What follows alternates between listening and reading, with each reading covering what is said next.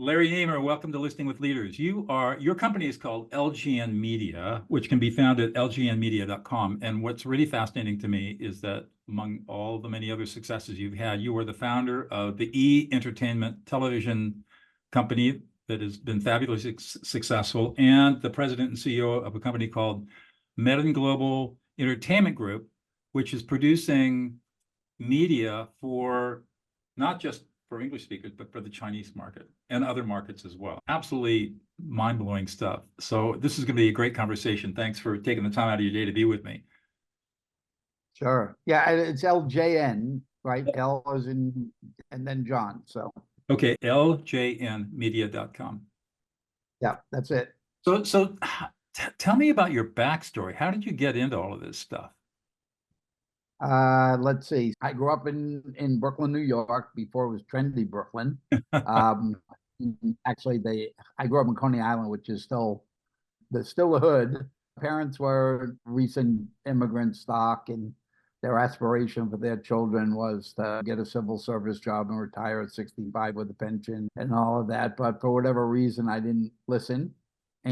But I graduated. I was the first kid in the family to go to college. I didn't get into Dartmouth, but I did get into Brooklyn College. Well, there you go. And I graduated from there and with an economics degree. But unfortunately, the city of New York was not hiring teachers. I thought I would become a teacher of economics or history. And so I took what I thought would be a temporary job with something called Sterling Manhattan Cable Television, when nobody knew what cable television was, and nobody was quite sure anybody would actually ever pay for television. There were only 3 networks at the time: ABC, NBC, CBS. And they gave me a job as an assistant underground splicer for $90 a week. So I got to go under the streets of New York and put the wires together. And yeah, I just thought I would do it until I figured out what I do with the economics degree. But somebody noticed, they said, "Hey kid, how do you know how to use all the equipment so quick? It usually takes us 2 years to train someone, and you're here 2 weeks and using all the equipment." And I said, "It's real simple. I read the instruction booklet." So I rose through the ranks there, from assistant splicer to installer to service tech, blah, blah, blah. And then the company got bought by Time Incorporated, when Time was just still a publishing company, Time Magazine, Sports Illustrated, et cetera.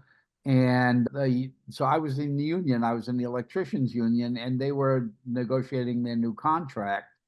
And they said, "Hey, you got good education. Why don't you be on the negotiating committee?" So I did. And after the negotiating of the contract, they actually made me the vice chairman of the Cable TV Workers Division. I was all of 23 years old, and I was a union leader. But I got to interface a lot with all the Harvard and the Yale's and stuff like that. And then they kept saying, "Hey, you got to come into management." And I'm like, "No, I'm not doing that," until finally they wore me down. And I went into management and rose to being I was the director of operations. I think I was 25, and all the technical operations reported to me, even though I don't really have a tech background. And then I became the head of corporate development, in charge of trying to figure out new uses of cable television other than just entertainment channels. This is all pre-internet. And we're doing remote medical diagnostics and moving data between computers in uptown Manhattan and downtown Manhattan. And then all of a sudden, the big cities began to franchise cable television. Everybody realized they wanted it, but they wanted it to go underground. The only person in the country who knew how to build underground was me. At the ripe old age of 30, I got recruited to come out to California and build the first 61-channel two-way cable system ever built. And I got cornered into doing that. I wasn't thrilled with it at first, but when they asked me what I would want to do it, I named 4 times my salary. And they told me I was crazy, but 3 weeks later, they called back and said, "How fast could you be here?" Wow. So I came out, I built Valley Cable in Los Angeles, the first 61-channel two-way system. Forbes magazine named it the national model for cable programming in the country, because we were doing a lot of innovative stuff. And here was my first opportunity. I got involved beyond just the technical. I got involved in the programming, the marketing, the finance, et cetera. But as a Brooklyn kid, you come out to LA and everybody you know is in the entertainment business. They're going to the parties and the premieres and all of that. And so I called the studios and said, hey, put me on those lists. And they said, nah, you're like in the utility business. You're like the gas company. No. And then I said to him, I said, okay, look, the most valuable marketing tool you have are movie trailers. And the only time I ever see a movie trailer is when I'm in the movies. I said, isn't that kind of like backwards? Don't you want me to see it while I'm in my house to make me want to go to the movies? And they said, we really can't afford to buy 2 minutes of time on television. So I said, you know what? Give me the trailers. I'll put them on TV for free and just put me on those lists. And they said, yeah, okay. But when we started doing market surveys, what's your favorite channel? People would say, oh, I love ESPN, I love CNN, I love that trailer channel. And the light bulb went off in my head. And I went, wait a second. I get the best 2 minutes of a $50 million movie, then they were only 50. And people say it's one of their favorite channels. So that kind of stuck with me. But then the company that I worked for was actually from Toronto. And they sold out and said, hey, okay, come back to Toronto with us. And I went, I didn't go from New York to LA to go to Toronto. I said, I'm done with cold. And so a friend of mine, Alan Marufka, and I, we just started kicking around ideas. We said, let's come up with an idea to keep me in on the West Coast. And at that time, we were still doing music videos. They had video jocks and stuff, and they would stand in front of a green screen again and say, hey, Madonna has a new video, and they'd point to the screen and there would be Madonna's video. And I said, wait a second, why can't we do, and Schwarzenegger has a new movie, and point to the green screen and show the trailer of Schwarzenegger's new movie. And so we thought we had a brilliant idea. We wrote a business plan. And at that time, no people, individuals have ever started TV channels. They wasn't then, and still has. There's still only been one instance of it ever happening. And we wrote the plan, and we thought it was brilliant. And we went around and people saying, "Yeah, it's a good idea. You're not Rupert Murdoch, and you're not Ted Turner, and you're not Time Warner, and we're not giving you any money." At that time, the going rate was 60 to 100 million to start a TV network. After 3.5 years, we realized nobody's giving us that money. So we ended up, somebody introduced us to a guy on Wall Street who, he worked for a bond house, and they just started investment banking, and they sent us in there. And when we went in, he had movie posters on his wall, which we thought was odd. And he said, oh, I love this. I used to be the entertainment reporter for my college newspaper and stuff. We said, great, do it. And he said, yeah. He says, I'm definitely going to do it. He goes, but I'm only allowed to sign for $2.5 million. And we said, what do you mean? Well, you can't start a TV network with 2.5. And he said, well, that's all I could sign for. Anyway, Alan and I just said, you know what? We're smart enough. We'll figure it out. We took the 2.5. I had a friend teaching radio, television, film in University of Texas in Austin. And I called him up and said, hey, Brian, you got a bunch of kids who need intern jobs. And he said, yeah, we had trouble placing. I got a whole bunch. I said, send them all. We rented apartments and bought mattresses, and he sent us 31 kids, and he started with 11 employees and 31 interns. Wow. So the VCs love us because we turned that company, I think it's now valued at 5 point something billion and stuff like that. But that's how he started. It just shows sometimes when you get pressed, you're forced to be innovative and come up with new good ideas and ways of doing things. So how do you take the entertainment company and make it so successful? It was a combination, I'm sure it was some programming genius that you thought about. What differentiated you from everybody else? Again, we had very limited resources. We realized that we were not going to dazzle people with fancy production or anything like that. As a matter of fact, we couldn't even afford to buy broadcast equipment. We bought actually old corporate equipment and used that. But it was interesting because it looked very pirate. And the audience that would watch it were going, hey, we feel like we're the fly on the wall watching something we're not supposed to. And so it had that very pirate feel. And again, necessity, because we didn't have a lot of money. We said, what could we bring that would be of most value here? And everybody says to us, they go, oh, you're so lucky you had all those great hosts at the beginning. We weren't lucky. We realized that's the only thing we had to spend, the only money we had to spend. To get the first 5 hosts, we actually interviewed almost 10,000 people. and we put 7,000 on tape. Back then, we used tape, we're not digital, it was pre-digital. But yeah, we realized that was going to be the thing that we had that we do. So love them or hate them, we pick hosts that people just felt something for. You watch them and you did it, and most, they were all pretty lovable and some great hosts there. And so we started with that, and people loved us. And again, these were not hosts that were known television personalities. We picked people, in a very odd way. And but then the first breakthrough show was a simple one, and we came up with this idea. We had Greg Kinnear, went on to win the Oscars and stuff like that. And this was Greg's first job. And we stood him in front of a TV monitor, and we said, okay, Greg, we're going to show you TV shows, the talk shows that were on at that time. And we're going to do commentary on what's on the other TV shows. And everybody said, Larry, that's like a crazy idea. You can't do a TV show that makes fun of TV shows. And I'm going, I don't understand why we can't do that. And we did it, and people laughed, and they told us it was a really dumb idea, but the show ran 26 years, so it wasn't such a bad idea. That was the first breakthrough. But what we did, which really helped us grow in many ways, is we wouldn't sell the advertising within that show. It was a very popular show. People just loved it. And we would use that show to put the ads in to promote the other things on the network. So we drove them into the funnel that way, and then said, hey, look at all this other cool stuff you could watch. And so it was basically free advertising for us. So if you look at the original formula, it's funny to think back, we were getting the best 2 minutes of a $50 million movie for free. We were standing someone in front of a green screen. We would capture the audience data saying, okay, look how popular this stuff is. Then we would actually go to the advertising department in the studios, and we would sell them advertising around the content that they gave us for free. It took them about 3 years to figure that out. But for a startup that only had $2.5 million when the going rate was 60, it got us revenue really early on because we had great numbers, but it was using their content that they gave us for free.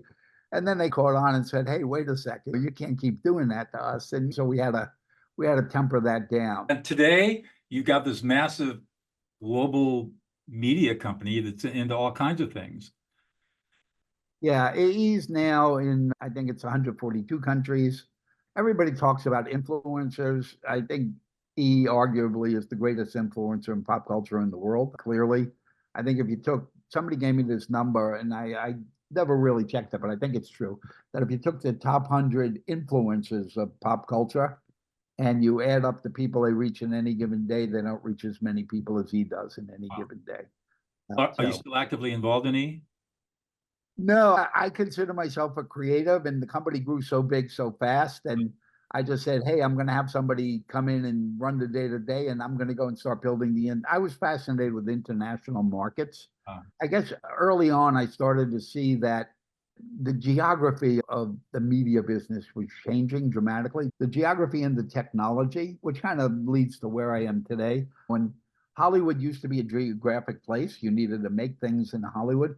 I said, you know what? It's not that anymore, and it's not going to be that. There'll be less of that every day. That really Hollywood becomes a level of creativity, a measure of quality, and stuff like that. So it's more of a mindset than a geographic place. And I wanted to play in that world. So I went off and started doing international things in various places. So here you are in 2024. What is it that gets you up in the morning and gets you excited to go to work? I now have the luxury of being creative again. Again, with E, it grew so big that I found myself doing budgets and board meetings and all of that stuff, which didn't fascinate me. But I wake up in the morning with 10 new ideas. I guess my real skill is I'm really good at self-assessing, and I'm fairly egoless. By the time I go to sleep, I realize that probably the 10 were pretty dopey. Every once in a while, I get a good one and stuff like that. But I think that's what differentiates me from a lot of entrepreneurs is I don't do the follow your passion thing, because a lot of times people follow the passion and it goes on and doesn't result in anything. And what we all have is time. Time is finite. And I just realized that I got to spend my time on things that really have the possibility of becoming something and sustaining. That you can't just be creative. You got to create something that actually creates a revenue stream that will let you continue to do it. We all need to eat and pay the rent and do all of that stuff. So I'm not a follow your passion person. So what is it that, I mean, you've alluded to this, but what do you think is unique about you that has made you so successful? Um, I choose to be an outlier. I stay out of the big media companies. I use this kind of as a joke, but I think of Rupert Murdoch as the devil. And whenever I come up with new ideas, and again, I mean that symbolically. I mean, he's not really the devil, I don't think. But I just look at things and say, as an entrepreneur, what happens when the big companies or the big guys find out I'm doing it? Can they simply throw money at it and cover me? And basically, I wasted a lot of time. So I really look at things and I say, how do I protect this so that by the time the big companies find out I'm doing it, that I have already taken the assets off the table? Too late. E was a great example. When we did E, I went to all the studios and said, hey, give me your movie trailers. I'll put them on TV. And they loved it. So I had all the studios signed up. But then I would go to the cable companies, the cable operators, and say, listen, I'm going to promote the movies that are going to end up on HBO and Showtime, and therefore increase the viewership of those, which it's a proven fact that the more people consume pay TV, the more likely they tend to stay as cable subscribers. So then I signed all the cable companies up. So then when Ted Turner woke up and said, hey, I'm going to start an entertainment news channel like that E thing, and then the people who started Home Shopping Network. But by then I already had the studios on my side. I had the cable operators on my side. The game was over by the time they woke up. Wow. And I use that to continuously do it, going, how do I, Rupert Murdoch, when he finds out I'm going to do it, he could throw a lot more money at it than me. Can I protect the idea? And if I can't protect it, I don't do it. Right. Interesting. One of the thoughts that popped in my head as I was listening to you is artificial intelligence. Where's that going in the entertainment business? I'm a big artificial intelligence fan. I've been using it for quite a while on a daily basis when GBT came out, and still I use GBT4 and Midjourney and all of those things. I'm a great believer that technology marches on whether you like it or not. I look at the music industry and said they fought digital music for 10 years.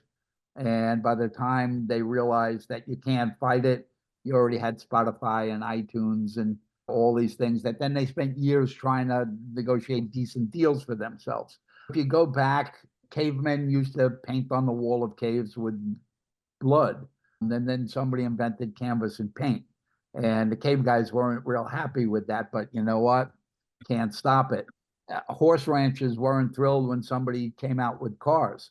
They wanted you to still ride horses and buggies. But so it's gonna happen. I think the big issue with AI, there's no question that it could do amazingly good things. The big question is, when will our regulators and politicians really begin to understand it to the point where they can create some protections against people wanting to do bad things with it?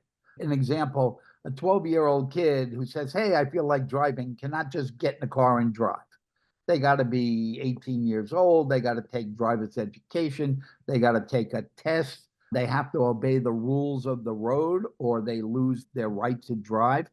You're going to need that for AI. There's so many positive things, but there's also the negative things. But there's no deterrence right now that tell people you can't do bad things.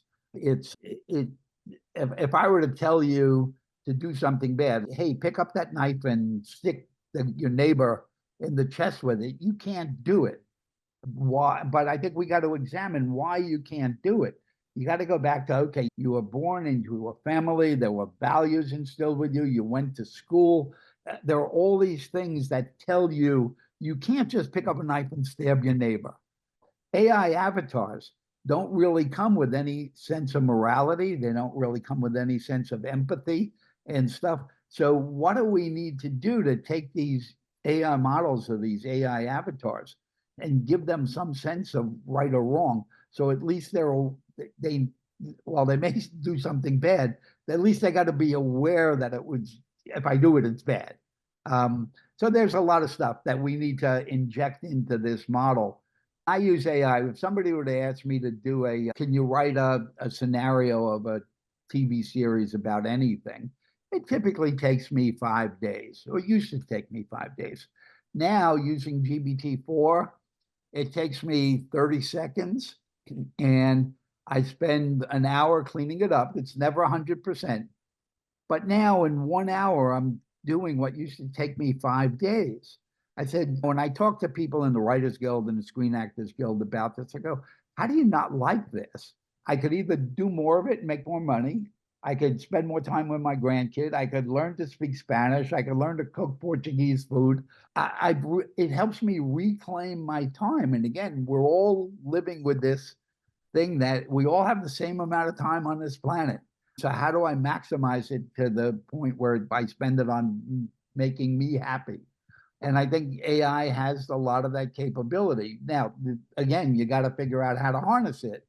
But if I could get paid the same amount for what used to take me 5 days and it takes me an hour, I love that. I'm with you. Switching topics for a second, you mentioned the word empathy.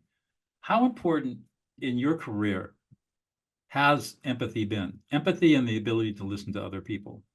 Incredibly important. I think everybody we just had a great time at A. If you look at the people that have come out of there, we've created a dozen major hosts, from Ryan Seacrest and Brooke Burke and then the Kardashians and stuff. So a lot of people did really well. People who worked there loved it because we just had this us against the world attitude.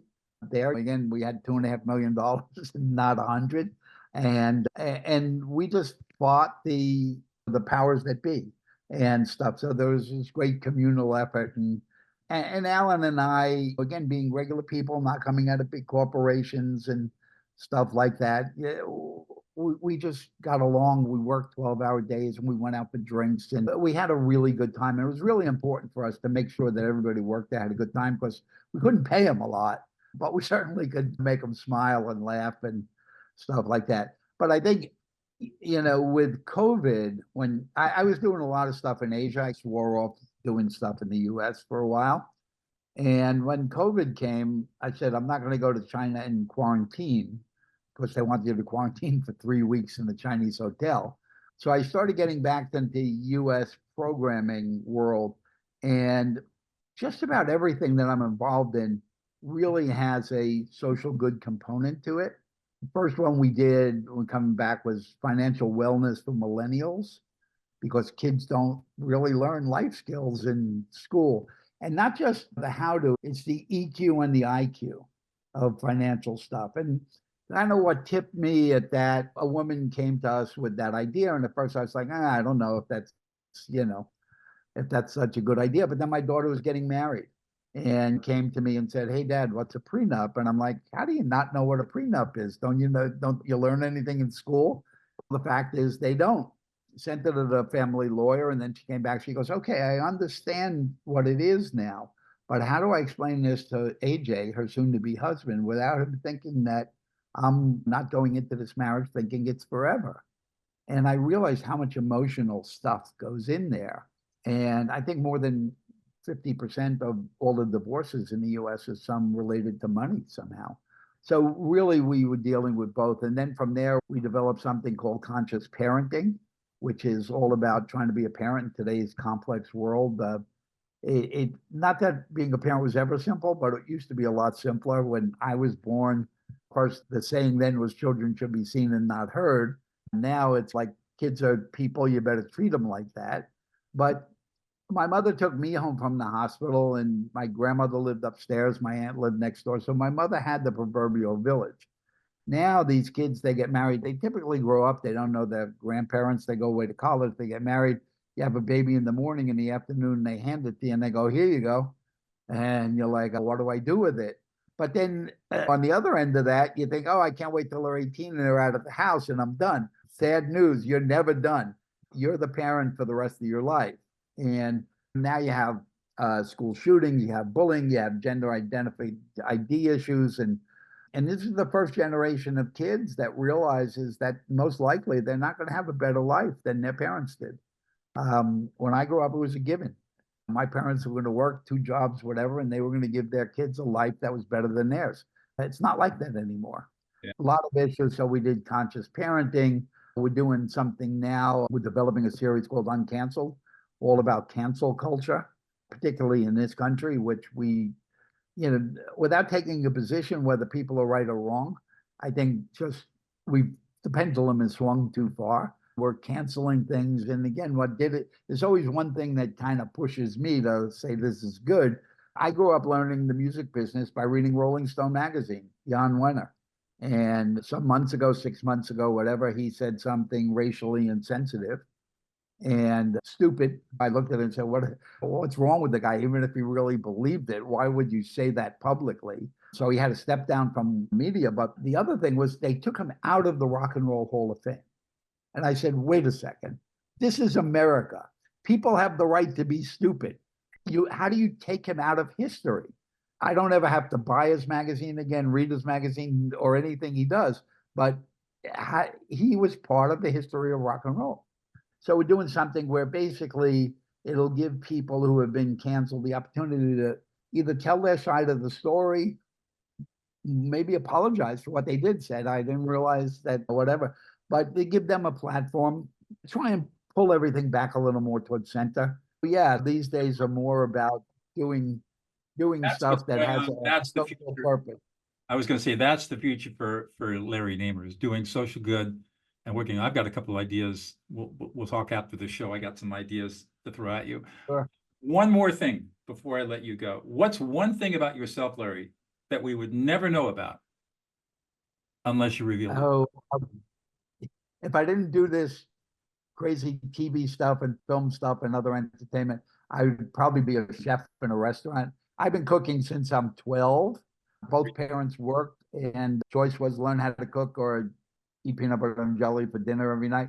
But literally since then, I've actually worked in the Chinese restaurant. I've worked in an Italian restaurant because I could make more money than being a waiter. And literally, I buy a cookbook every month, and I cook the book.